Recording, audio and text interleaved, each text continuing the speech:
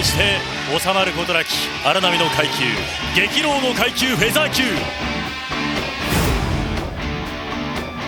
さあライジンフェザー級のタイトルマッチですが、さあまたセットします。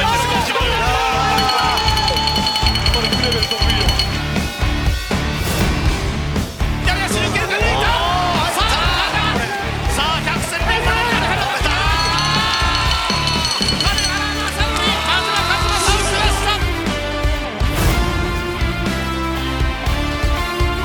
鈴木にとってはビッグチャンスです。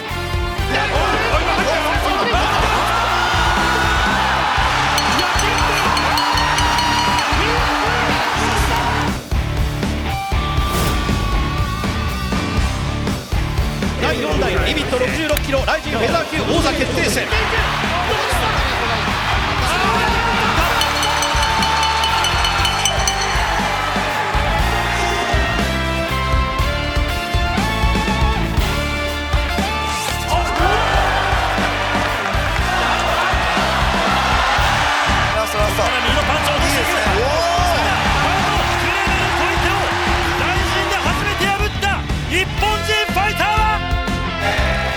千尋、勝ってこいよ。やろうな、頼むぞ。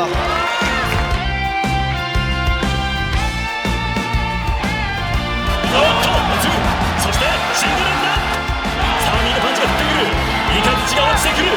下からパンチ、なんとグラウンドのパンチ、なんと鈴木千尋が奇跡。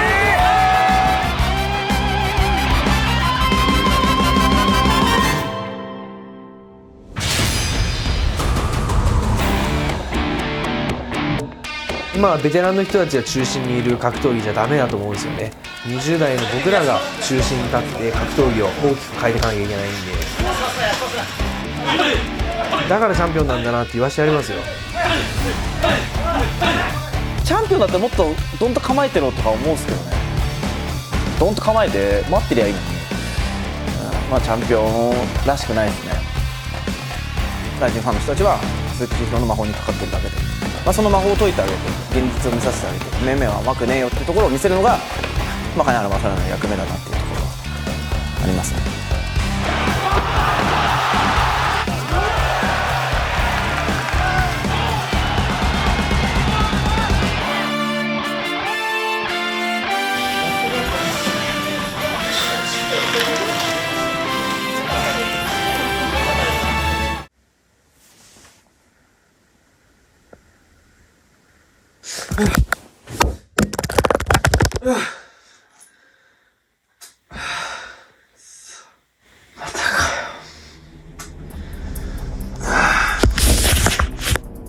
夜中めっちゃ発狂して起きるんですよ。いつも壁思いっきり殴っちゃったりとか、うわーとか言って起き上がっちゃったりとか。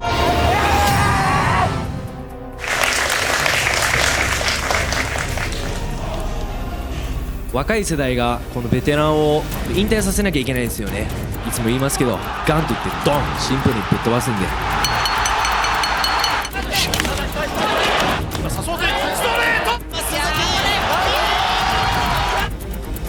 僕が時代を変えます。ツイッターで腕十字決めろなんだろう言ってますけど、なめんなと、その前に粉砕してやるって。ただ会見には来いよ。あとメッセージぐらい欲しかったですよね、ここに。なんで無言なんだよって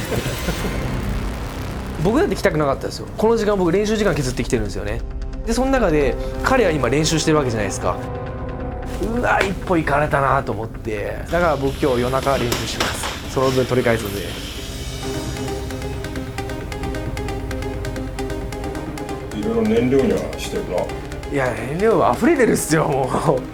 やばいっすよ。僕病院行こうかなと思ってるぐらいあったんですけど、でも病院行ったら負けなんで。病院行った方がいい。いや行かないです行かないです。意味ないんで。いや焦ってんすよね、その常に。でもそんな盛り上がらないと思いますよ、試合は。いいっすよね、なんかみんな勝ってこう掴み取るもんをポーンとこうスキップできるのは。今の時代って影響力があれば何でも出れちゃうんだなってなっちゃってる現状にムカつくですよね。そうじゃねえぞと。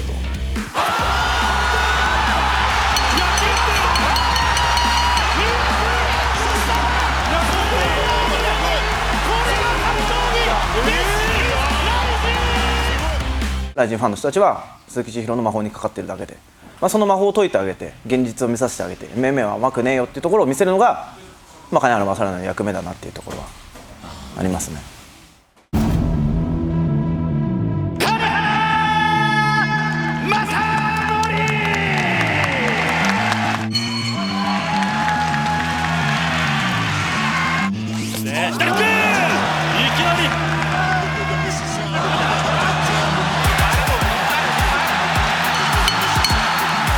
千尋やろうな。自分で言うのもあれなんですけど、僕勝っていいんすかって言ってちょっとは思いますけどね。もっと頑張れよ若手、もっとなんかいないのかよとか。すいません、お邪魔します。おはようございます。おはよう。おはようございます。おはようございます。名前教えてください。金原理央です。金原瑠衣です。格闘技は誰が好き？おー、父ちゃん以外だったらいない。成功者だなこれ。夢与えられます？いや、夢あるでしょ。夢あります。男子の不良が指や。悪いことも一通りやったと思うんですね。その喧嘩もそうだし、万引き。やば。父ちゃん万引きもしたの。泥棒やん。したってよ。やば。キーだったわけでしょ。上出来だよ。そうですか。上出来ですか？いや、上出来だろ。本当ですか。じゃないよ。ほんま。次の試合知ってる？大丈夫。千尋。勝ってほしいですか？どうですか？まあまあ。嘘つくなよ。勝ってほしいだろ。なんで嘘つく？ところけど一緒ですね、うちも。パパは一生懸命頑張ってるのに子供には一切伝わらないっていう。これ伝わるの5年後とか10年後だな。お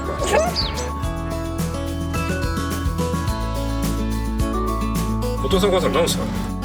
親父がもうすぐ80とかそのぐらいですかね。毎回見に来てくれるんですけど、それだけは生きがい。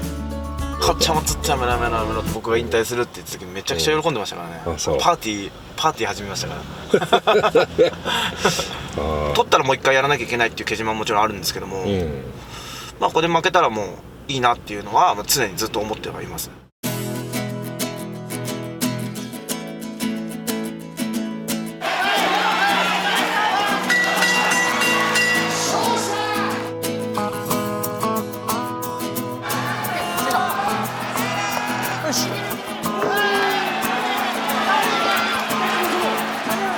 人間として全然超えれなかったなってのは本当に9年経った今キッズさんに勝った人っていう見られ方をされるのが僕のファイターとしてのすごく嫌な部分であって。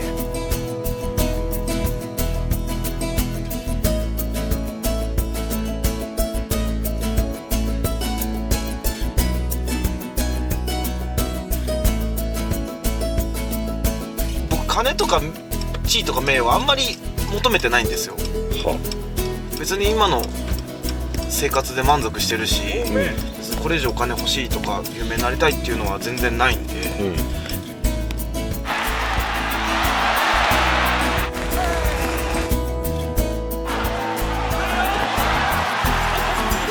僕らが引退させなきゃいけないですよね。引退させるみたいな毎回言われるんですよ。引退させてやる、引退させてやるみたいな。いや、お前の器じゃ俺の何も変わんねえよ。俺が決めるから大丈夫だっつって。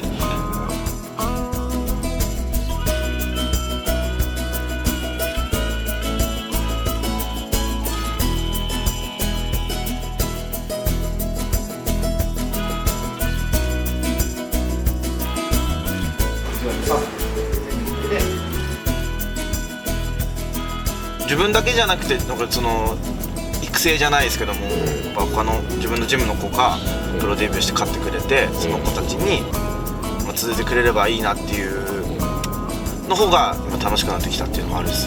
そうか。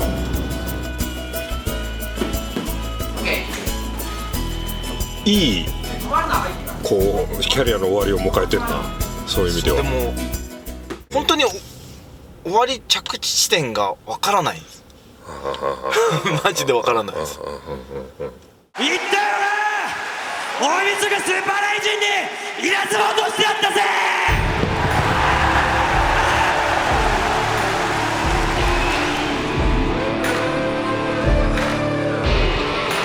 試合当日に発売するんで、僕自身が読みたいって思うの書いてるんで、例えばこれでは絶対読みたいです。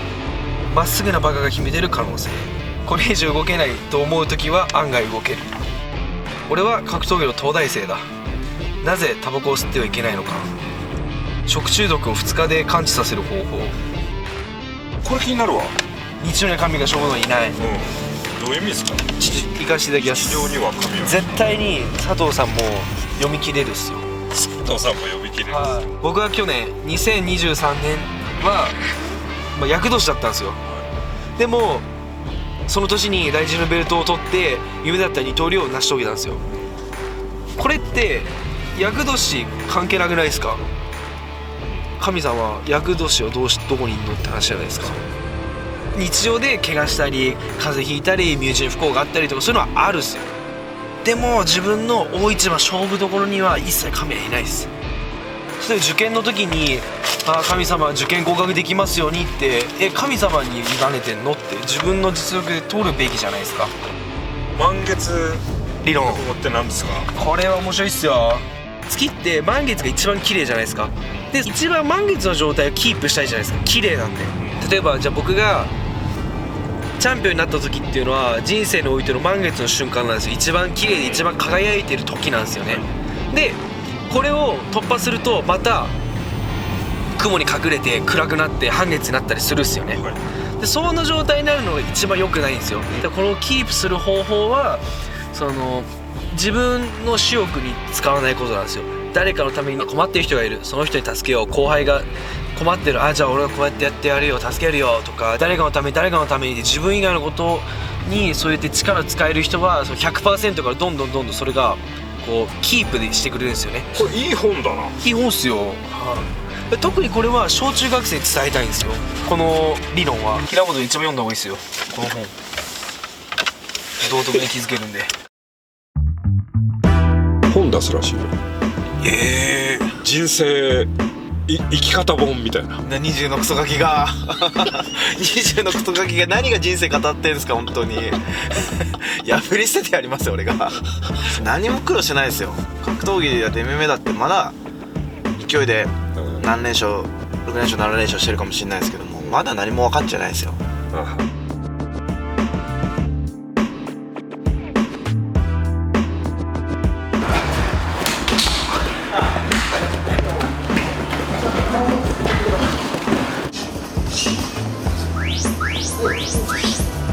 何しに行くの大体。僕は体作りですね。いや本当すごいですね。40にしてここまで追い込んで。ベテランになってくると楽しちゃうじゃないですか。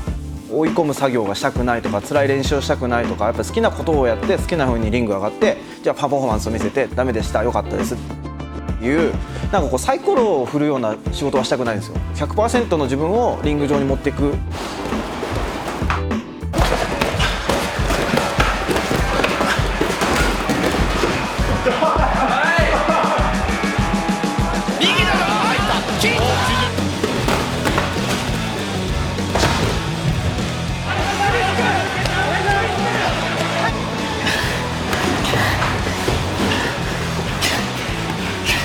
散々みんないじめてますね。どうやっていじめるのかね、一緒に練習してもらって強さを知ってるんで、その強さをねちゃんとこう形にしてほしいというか。トータルでスキルで見るんだったら強くなってると思います。間違いなく。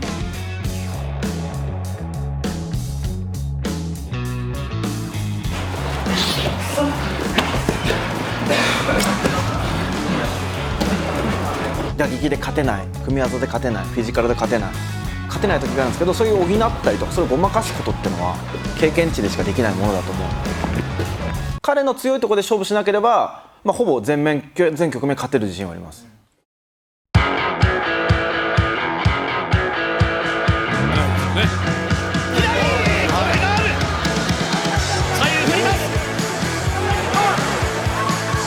振り回せるのは彼の強さだと思うし怖さではあるんですけど、でも逆に懐は空くのでカウンターも入りやすいしタックルも入りやすくないし。マトリシオ左フック鈴木ストレート右追っていくこれだハードメーカーなかなか効かせるってなかなか難しいと思うんですけど怖さはありますよね。詰めどころをちゃんと分かってるんで嗅覚というかラインがあるんですよ。向き合った時にこの見えるんですよ、ポイント当てれる場所が線が出るんですよまあお見事ですよね。お見事すぎますね。僕もそうだ立ってわーってなっちゃいましたからねだから彼に結構この連続で興奮はさせられてますよね。警戒したおっとワンツーそしてシングルだこれで終わったと誰もが思ったんですよね。さあ右のパンチが降ってくるイカズチが落ちてくるこれはまさか三角狙いながら蹴り上げ当てこれ当てたのはそれはできすぎ結果論だとは思いますけどでもすごいと思いますね。嬉しいですね、ちょっと泣きそうになりました俺今、ちょっと魔物が世界でねこう活躍して日本に出ると持って帰ってくれるってやっぱ何よりも嬉しいじゃないですか。そうですね、やっつけるパターンとやられるパターンっていうのはイメージ常にしてるんで、まあ、やられるならこれだろうなとか。なんですかパンチじゃないですか。もうみんながやられてきたパターンだと思います早い段階で、まあでも組めれば隙が生まれると思うし、まあそこでカウンターも入ることもできると思うし、そうすると長いラウンドになれば目が慣れてくると思うし、まあいろんなパターンはこう勝つならこれだなっていうのはイメージしてます、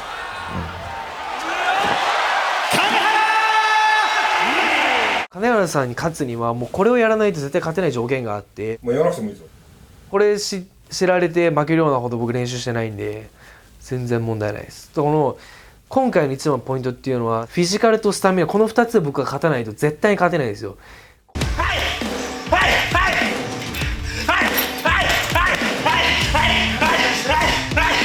金原さんはもう40半ばで反射神経とパワーとスタミナが落ちるんですよ。だから圧倒的にこの2つの差を出すには僕はスタミナとパワーをガツンで強化しないとまず勝てないんですよ。テクニックでは勝てないの分かってるんですよね。寝技は勝てないんですよ。だからそれも僕分かってる。だからその場には行かない。行ってもフィジカルとスタミナを使って逃げるしかないんですよ。だからこの2つがめちゃめちゃ大事で、その2つで僕アドバンテージ取らないと完全に流れ取られちゃう試合展開になるんで。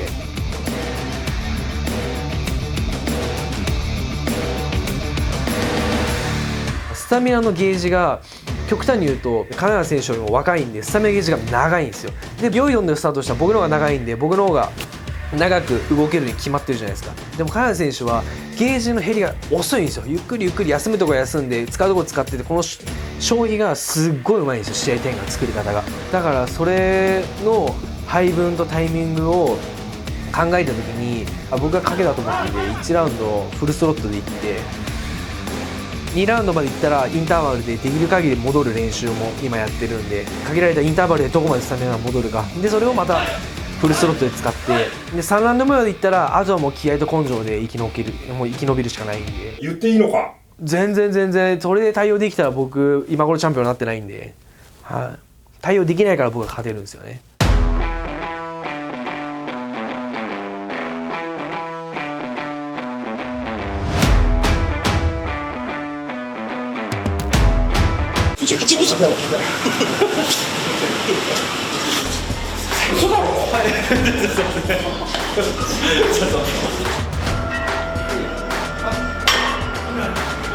お腹とお尻だぞ、ほら前に行かない。かかとの真下、そう今のように、はい、きれいにノックしてトントントン、ほら落としてトントントン、そうまっすぐなバカが秘めてる可能性、これ以上動けないと思うときは案外動ける。先輩は実力で超えろ。グリップがスナッチとクリーン&プレス、スクワット、フルスクワット、デッドリフト、あと胸ですね、大きいとこばっかりですね。もう全体、もうパワー系のばっかりですね。前結構流れてたんで。そうです。そう、それやめろ。そうだんだん体もこれからですから、やり始めたもんね。もっと厚みができればもっとパワーが、厚みですからやっぱパワーが。それはやっぱり才能あるんで、そこだけは外人ですから。泣きながら帰った帰り道。こんだけ混ざってたら優勢遺伝子が出やすいですよ。さあタイミング理不尽なことに立ち向かう勇気。俺は格闘技の東大生だ。打撃があります。同じ。そうまともな人間にチャンピオンが務まるか。いいね。お腹出して全ての夢には期限がある。腹圧をかけるの。腹圧。そう体でかくなりましたね。話してて思うんですけど、頭いいっすね。めちゃめちゃ本当に作戦とかもちゃんと立てるタイプだなと思って、めちゃめちゃこう弱点見抜いたりとかしてるなと思います。圧倒的癖が1個あるんですよね。もうこれがみんな気づいてないですけど、P 入れてもらえばあれですけど、うまいっすよね。あるんですよ。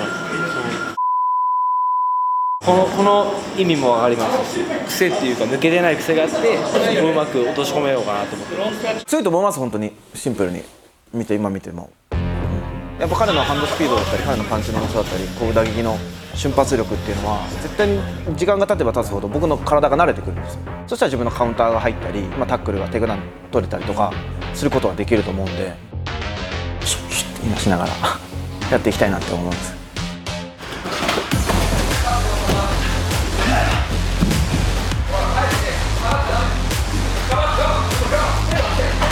金原選手とトレーニングをしたりした選手たちはもう全員圧倒的に金原が勝つっていう人が多いんだよね。だからそういうふうにならないんじゃないかってどんなスポーツもそうだけど勢いってすごくあるじゃないですか。ロジカルに積み上げていくと圧倒的に金原でしょってなるけど、それとは違うところで今の勢いとか人間力とか、タイミングも含めて千尋が圧倒的な勝利を見せるような気がするんだ。彼がこの魔法が解けて本当の一般人になった時に、一般の格闘家になった時に、またつなぎから長になった時が彼の本物の格闘家になってくんじゃないのかと思いますけどね。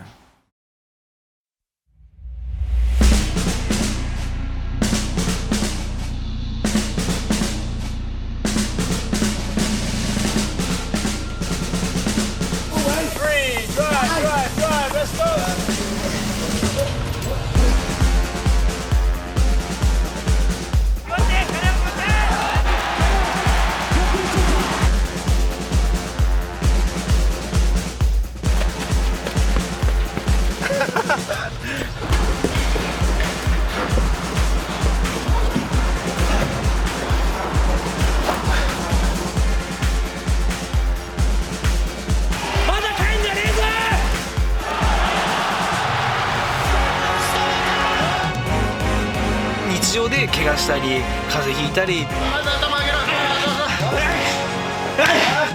雷を落とそうよね。サンダーをさコーナー登って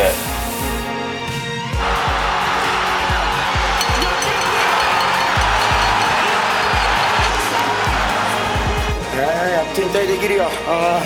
寂しいけど嬉しいね。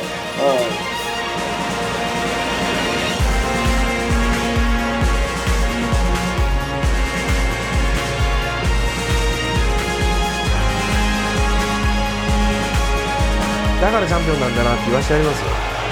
で、もうさすがだわ、あとは任せたよって言ってもらえる試合見せるんで終わらせてやるんですよね。チャンピオンだってもっとドンと構えてろとか思うんですけどね。小さいことでチャンピオンだってドンと構えてたくさん練習してりゃいいじゃん。チ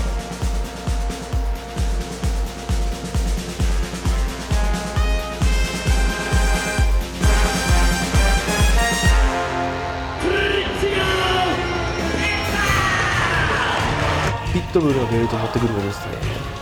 めっちゃムカつくんで、ダブルタイトルマッチで勝ったらベルト持っていくよって乗り込むか呼びます。それは来日次第ですけど、で奪って持ってきますよこっちに。次は3本目ですね。